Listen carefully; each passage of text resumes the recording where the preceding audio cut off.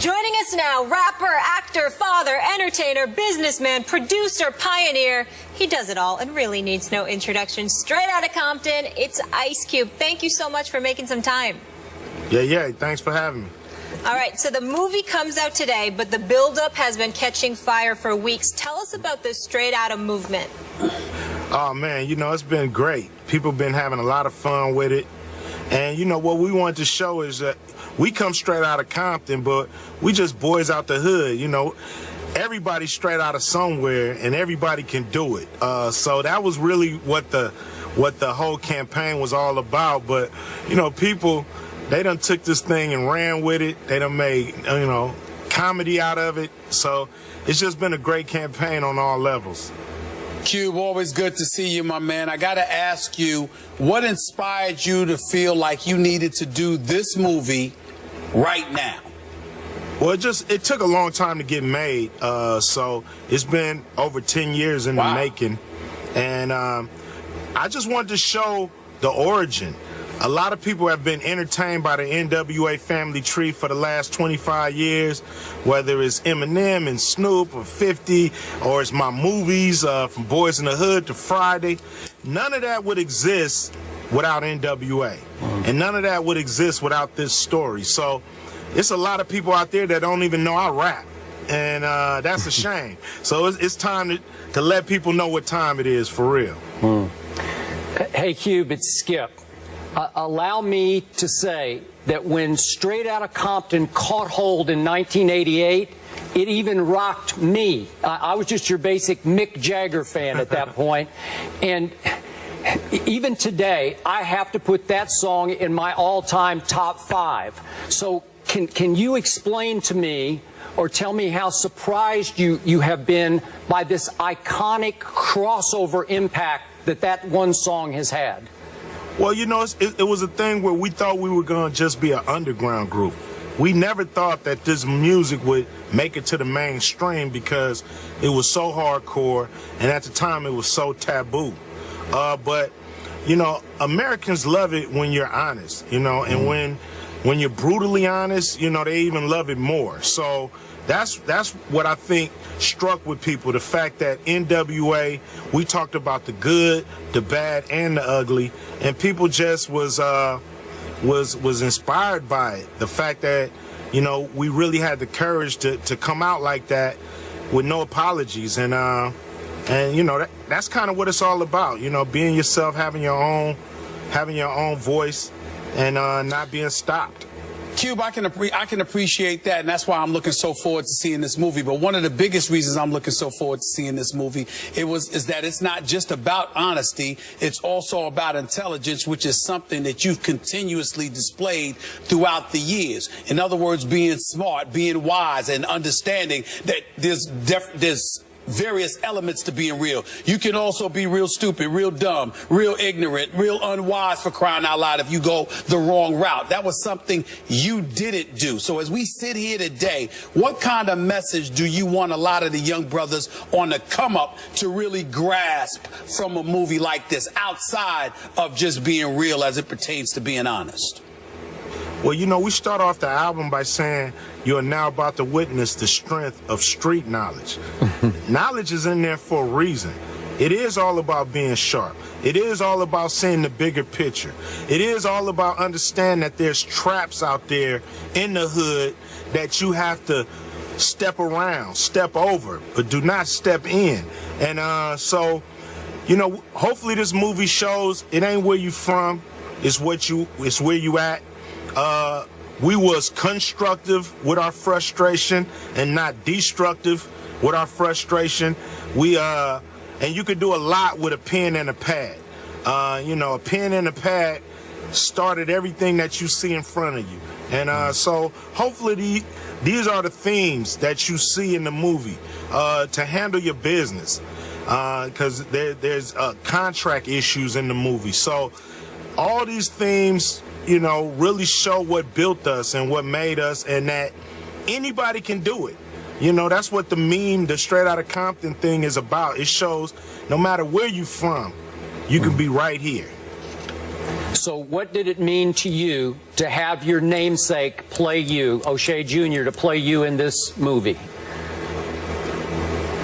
Oh, man, you know, all fathers or even mothers, any parent, just love when your kid steps up. When you give them something to do and they do it, you know, and use all the talents and skills that you taught them. So, you know, I feel the same way about my son. The fact that he took on this role, we couldn't give him the job. He had to earn it.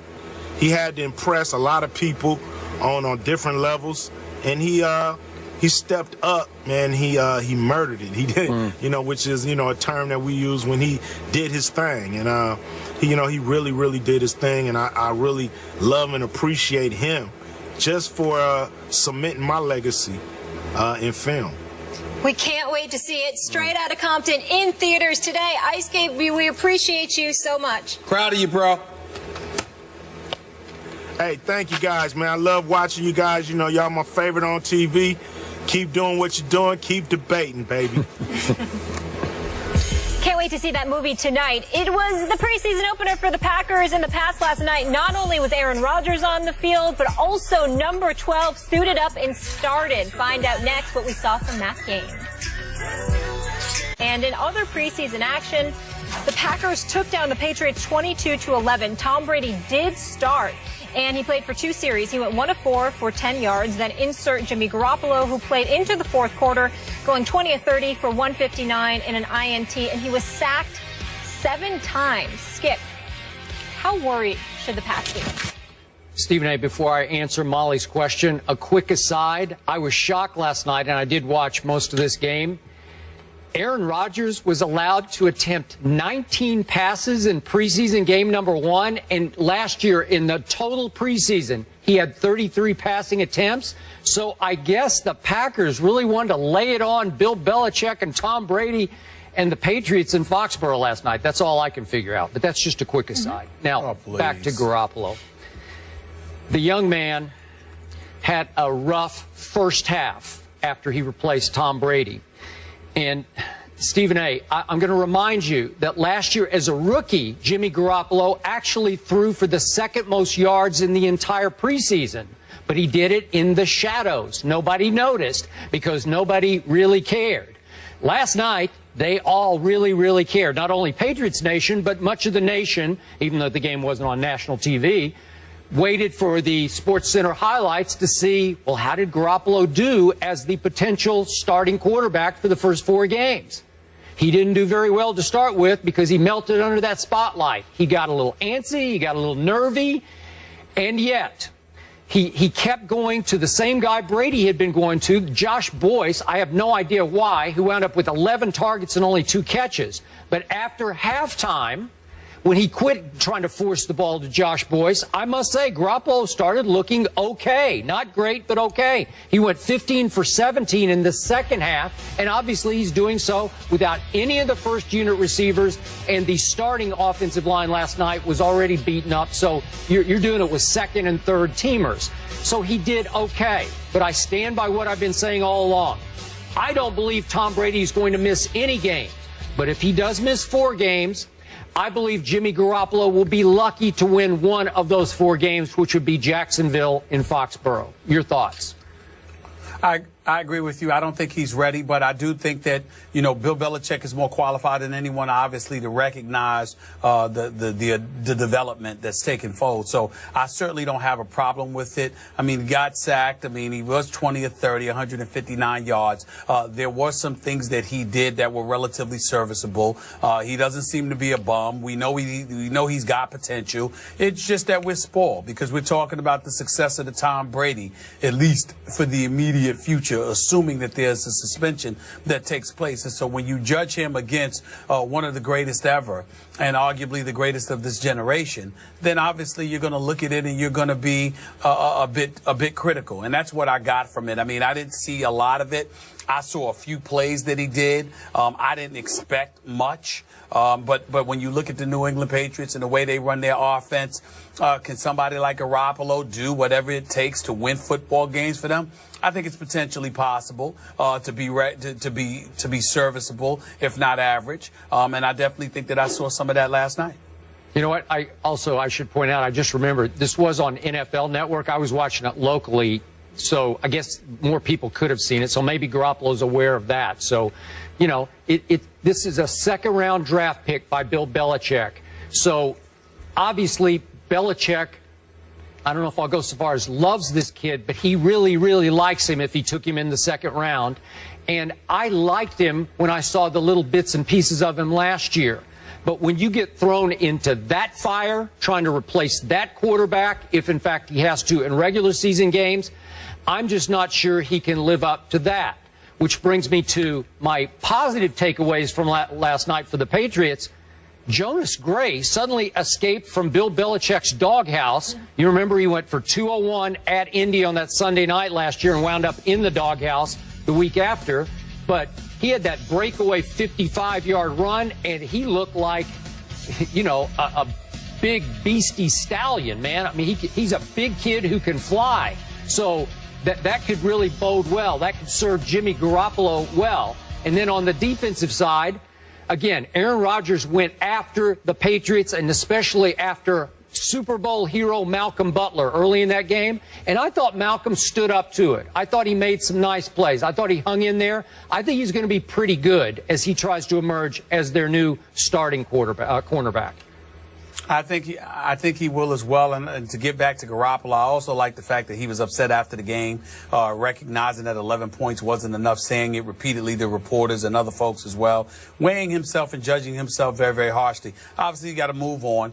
You can't sit there and languish in the misery of a subpar performance or whatever the case may be. But when you talk about the success of the Tom Brady, you need to be somebody that cares that much. You need to be somebody to be the kind of quarterback where that stuff matters to you, that you're pretty damn close to a perfectionist. And by all accounts, it appears to be that Garoppolo is that way. So I think that they're heading in the right direction. I think he's heading in the right direction. And I don't think it's one of those situations where we need to dissect him ad nauseum to the point where we're trying to project what he will and will not be, because it really doesn't matter. Unless Tom Brady's planning on retiring sometime soon, Garoppolo may have a few games under his belt if the suspension holds up.